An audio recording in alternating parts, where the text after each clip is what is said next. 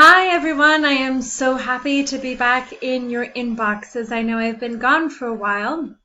Perhaps your April has been as busy as mine. I've attended 3 business conferences this month and it's been amazing, amazing, amazing. And so I wanted to share some of the thoughts and insights and awareness that I've had from attending these different events that were so incredibly different in energy, in focus to some degree, and in what I learned. But honestly, ultimately what I learned was some very simple things. I think it really anchored in some principles that you might have heard me talk about before, but that I want to bring back to you. And the first thing is for you to acknowledge your own awareness, to acknowledge your own truth of what works and what doesn't. The first event that I attended, the energy was wonky. At first I thought it was easy to go to what's wrong with me, why am I feeling this way? Truth is, it was just a misaligned energy. And so honor what you know to be true and give yourself some credit for your awareness, whether you call that intuition, that gut feeling. And don't make yourself wrong for feeling the way you do. Triggers, emotions, feelings, comparisonitis, they're all there to, there's always a gift in it if you choose to see it, right? And to stay open to the possibilities and to trust yourself, which is an ongoing process. And I use the Access Consciousness tools, which you can learn more about at accessconsciousness.com. And it's all about knowing that you already know what's true for you. And they have tons of tools that can help you expand into your own awareness. And so that's the first thing that I want to talk to you about, is that just acknowledging your awareness of what feels true and light for you. Anything that feels light is expansive and true for you. And anything that feels heavy is a contraction. And it's a lie. If you choose something that's light, it will bring more lightness and truth. If you choose what's heavy, it will continue to feel heavy. It's just the nature of the beast, because a lie is still a lie and a truth is still a truth, no matter how much you skin that cat, right?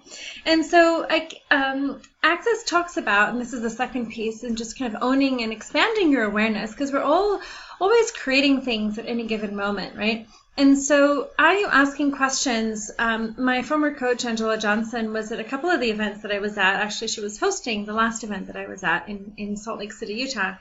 And she was really emphasizing the point of asking questions, because questions expand and answers or conclusions contract. Have you noticed? If you start asking, and the quality of questions matter. If you ask, well, why did this happen? It creates this contraction. But if you ask, what else is possible here? What more can I create from this space? What is the gift in this that I'm not seeing? Can you see how there's a lightness and there's an expansion? There's no point of view. There's no judgment. You're just curious, right? And so are you willing to ask questions, and are you willing to receive everything that you've been asking for? I've been reading a book by Access Consciousness co-creators called Money Isn't the Problem, You Are. And in the book, they talk about how money isn't the problem. The issue of whether we're willing to receive things or not is the issue. Right, and so a colleague of mine was saying in a webinar recently, she said she asked these 2 questions that have really been going on in my mind. Are you willing to have everything you've been asking for? And then are you willing to be and do anything to have them? And so are you willing to be an energy that maybe feels uncomfortable, whatever that is for you, arrogant, angry, bitchy, difficult, demanding? Are you willing to do anything that is required? Maybe ask for something that is scary, to speak up for yourself, to be bold and take a bold and inspired action, right? And really, the awareness that I had all of this month as I was going to these different conferences and really asking, just exploring different questions, was the realization that I had not been really truly willing to receive as much ease and as much of what I was asking for than I thought I was. And so another question for you is, how willing, really at a foundation of us wanting to manifest things and create things, is Are you willing to have it? Are you willing to receive it? And are you willing to ask for it? Are you willing to have it come to you with ease, even? Are you willing to have joy? Are you willing to be uncomfortable? Are you willing to stay in a space of uncertainty? And this really has been a trigger for me, because there's a big part of me, even at this last conference, where I associated trusting money or trusting the universe with it being deadly. Like, of course you're not going to trust if you think trusting will bring you harm, right? And so I just mention this so that you can just notice for yourself, are there places where you might not yet have been willing to ask, be, do, receive what you've been asking for? And not from a place of judgment, because we cannot change what we judge, starting with ourselves. But just notice what you notice. Is there anything here for you? Is there a gift in what I'm sharing for you today? Right? And are you willing to ask, and are you willing to receive? And another question that has come up for me recently, especially as I was, this year I really set the course for myself and my business to build really delicious, high quality relationships, because last year I really didn't focus on it. And it was time to expand my network, especially as I'm building a body of work that I'll be sharing with you in the coming weeks on the Leading from Your Soul archetypes, and how you can find out how you're naturally meant to lead from the soul and the natural soul leader that you are. But that's for another time. And so, what have you been unwilling to create or unwilling to choose that if you chose it would change everything? And I really noticed that I was feeling uncomfortable choosing relationships, being in relationships, and stepping into relationships for a while. And so this year I made that conscious effort to be around people. And believe me, I get very uncomfortable being in rooms where I don't know anyone.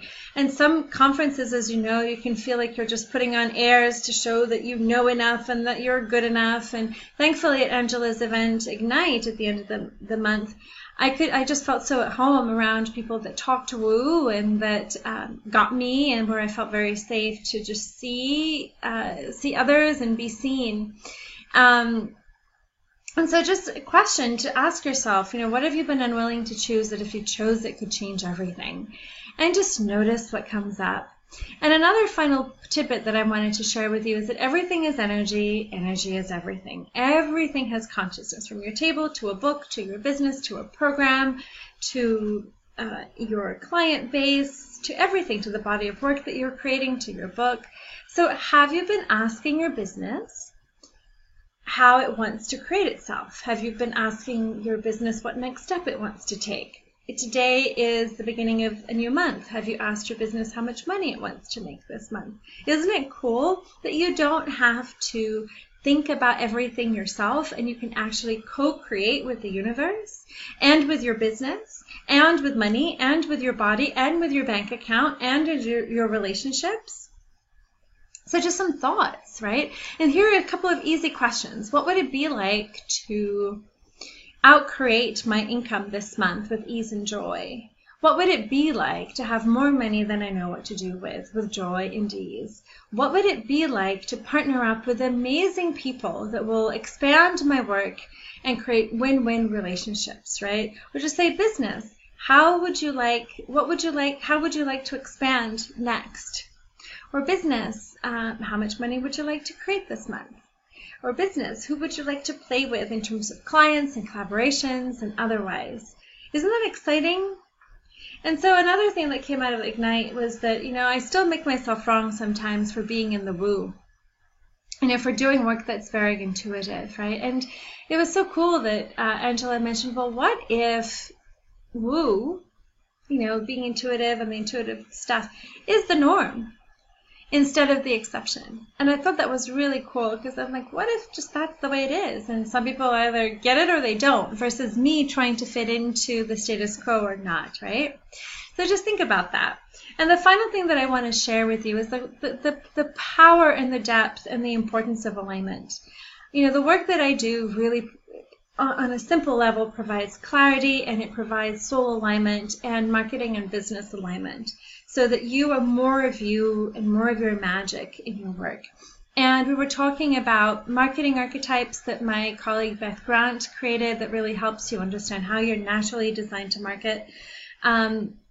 we're talking about human design, which I just found out about what I am. I'm a generator. I can't say much more about that yet.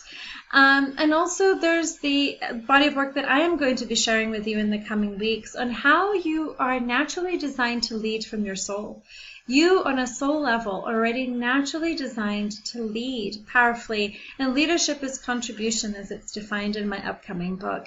And so really understanding your leadership style, your strengths, and bring all of you to the table so that there's balance and embodiment and strength and poise and positioning and resonance can make such a huge difference in how you can integrate your leadership style in your marketing, in your relationships, in your copy, in how you have your sales conversations, and in the energy that you show up, in who you are being, can make an incredibly powerful shift in how you are showing up in the world.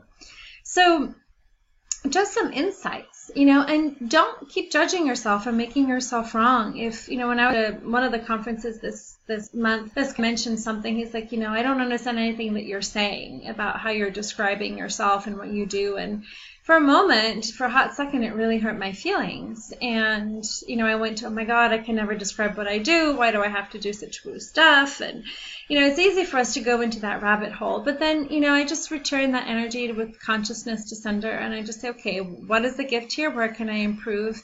And still stay being me, right? And I want you to hear this. You are naturally designed perfectly the way you are. So don't allow anyone to stop you from being yourself. So just to recap, just trust your awareness. Ask questions. What else is possible? What would it take? What would it be like? Ask your business, your programs, your body, your bank account, money, how it wants to show up for you.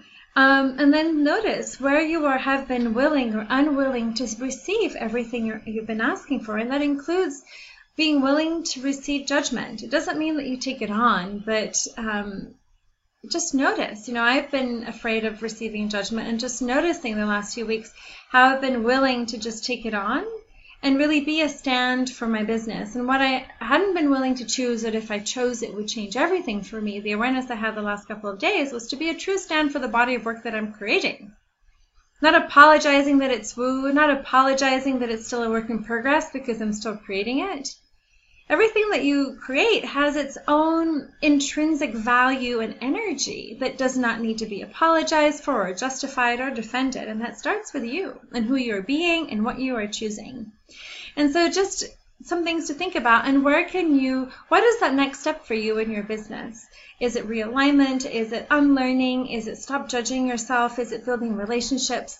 Is it realigning some parts of your marketing? So just some things to think about, and just some thoughts that have come up for me over the last month, and what else is possible. And if you are looking to lead from your soul in your business, if you're looking to realign, get more clarity, if you're on the verge of what's next for your business and you're like, gosh, I think I need some help with that. And if you get this awareness, if it feels light to you that maybe I can be the person to help you, please respond to this email and let me know that you'd like to set up a time for us to talk. And I'd be more than happy to spend 30 minutes with you to hear what you're doing and to see if I'm the right fit to help you. And if not, I will certainly send you on your way to find the person that is. So I'm so glad to be here with you and supporting you.